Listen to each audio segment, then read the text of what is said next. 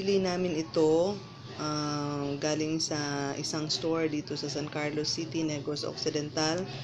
Tapos, kung makita nyo, yung best before. So, makikita nyo yung December pa yan ng 2017. December 19, 2017. So, ngayon ay 2015 pa lang, which is March 30, 2015. Pero kung makita nyo yung best before, it's 2017, dapat hindi pa sira yung pagkain na to.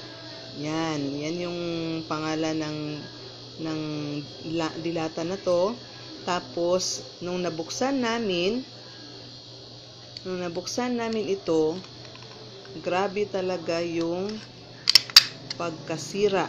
Yan, super mabaho, super nasira, talagang hindi makakain, may uod pa, saka may molds, talagang sirang-sira. Again, ito yung lata, ito yung best before expiration date.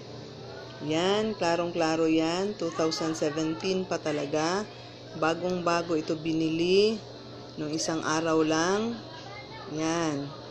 So, kaya namin na-record ito kasi para naman malaman nung company na may sira yung produkto nila kahit na hindi pa expired. So, expired na yung loob. Walang sira yung lata. Talagang hindi nga na deform. Yan, talagang buong-buo yan, buong-buo yung lata, pero sira yung loob. Okay?